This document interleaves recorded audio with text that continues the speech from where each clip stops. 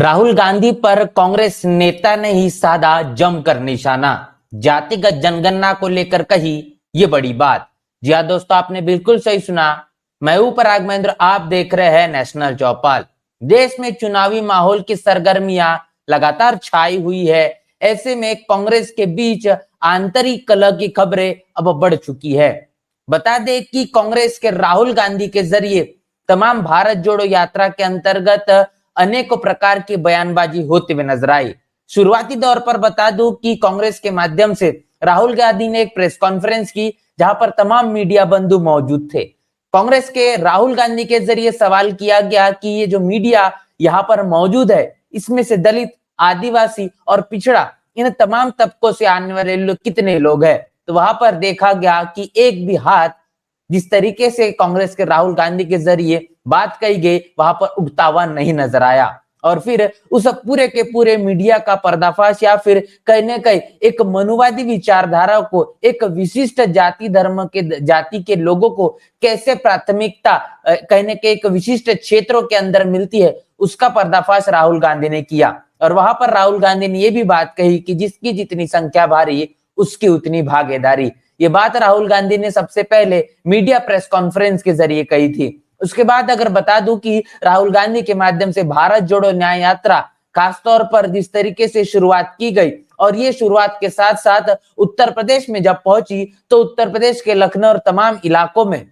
69,000 जो शिक्षक भर्ती का मामला बड़े ही जोरों पर है। तमाम विद्यार्थियों छात्रों से मुलाकात के दौरान फिर एक बार राहुल गांधी ने जातिगत जनगणना और इसी के साथ साथ दलित, आदिवासी और पिछड़ों की भागीदारी को लेकर बड़ा मुद्दा उठाया। उसके बाद बता दूं कि इस पूरे के पूरे भारत जोड़ो न्याय यात्रा का जब समापन मुंबई में हुआ, तो मुंबई में अपने भाषण के दौरान भी फिर एक बार जातिगत जनगणना के मुद्दे को लेकर राहुल गांधी ने तमाम अपनी बयानबाजी की। ऐसे में बता दे कि राहुल गांधी के जरिए लगातार जातिगत जनगणना और दलित, आदिवासी, पिछड़े इस भागीदारी के मुद्दे को लेकर राहुल गांधी ने तमाम तरीके से जो बयान दिए, ये चर्चा का विषय बन चुका है। और ऐसे में कांग्रेस के जो वरिष्ठ नेता है, कांग्रेस के वरिष्ठ नेता के जरिए राहुल गांधी पर तमाम तरीके से टिप्पणियां की गई है और जमकर निशाना साधा गया है। बता दूं कि कांग्रेस के जो वरिष्ठ नेता है आनंद शर्मा, जो कि पूर्व केंद्रीय मंत्री है और कांग्रेस के वरिष्ठ नेता है,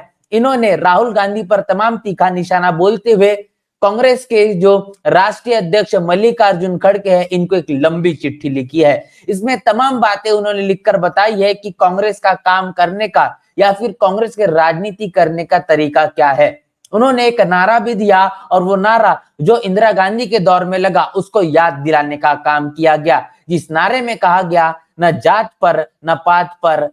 मुहर लगेगी तो हाथ पर। ये बात जिस तरीके से कांग्रेस के माध्यम से इंदिरा गांधी के दौर के में कही गई है, उस नारे को याद दिलाने का काम राहुल गांधी को उनके ही पार्टी के वरिष्ठ नेता आनंद शर्मा इनके जरिए की गई है। तो आंतरिक कलह कांग्रेस में बना हुआ है, और इस जिस तरीके से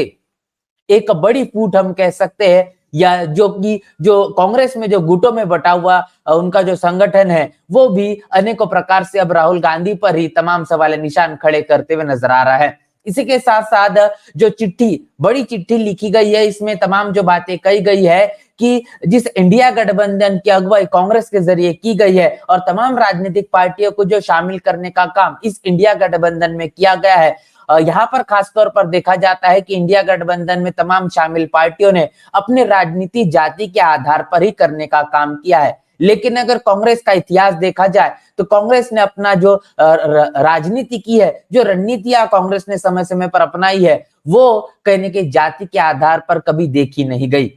कांग्रेस ने जाति का इस्तेमाल बखूबी तौर पर किया, लेकिन जातिगत जनगणना के मुद्दे को लेकर कभी भी कांग्रेस ने कहने के इतिहास में न वर्तमान में राजनीति की है। लेकिन तमाम तरीके से दलित, आदिवासी और पिछड़े की भागीदारी को लेकर लगातार राहुल गांधी के जरिए दिए जाने वाले बयान ये समय के मुताबिक मुद्दे बन चुके हैं, और इसका ही आपत्ति जताने का काम आनंद शर्मा इनके जरिए किया गया है। बता दो कि इंदिरा गांधी का जब दौर था, उस इंदिरा गांधी के दौर में तमाम जो बातें कही गई,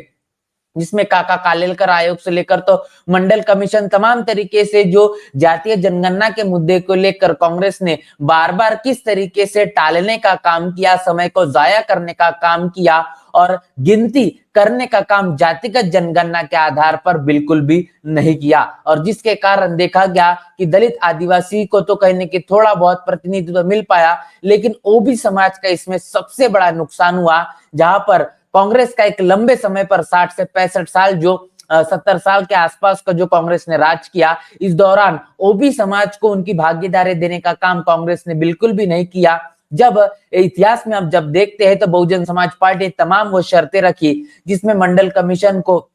लागू करने के बाद इसमें ओबीसी समाज को 27% रिजर्वेशन मिला, और उसके बाद में 27% आरक्षण के बाद में ओबीसी समाज को उनकी भागीदारी मिल पाई, और जो कहने के एजुकेशन सिस्टम में और इस एजुकेशन में और इसके साथ साथ नौकरी पेशे में जो ओबीसी समाज के लोग कहने के नजर आ रहे हैं, वो उस 27% आरक्षण के बाद में, या फिर कहेंगे जो कि मंडल कमीशन लागू हुआ उसके बाद की ही वो दिन कहने के आज नजर आ रही है। तो ये तमाम इतिहास रहा है कि कांग्रेस ने कभी भी जातिगत जनगणना के मुद्दे को लेकर अपना राजनीतिक मुद्दा या फिर अपना चुनावी मुद्दा बनाने का काम बिल्कुल भी नहीं किया। जाति के आधार पर बखूबी तौर पर उन्होंने राजनीति की है। जो बात आनंद शर्मा इनके जरिए की गई है, वो बात मैं आपके साथ में साझा करूंगा। बहुत महत्वपूर्ण बात है, जहां पर कहा गया है कि जाति भारतीय समाज की एक वास्तविकता है और कांग्रेस कभी भी पहचान की राजनीति में शामिल नहीं हुई है और न कि इसका समर्थन करती है। यह क्षेत्र, धर्म, जाति और जातीय की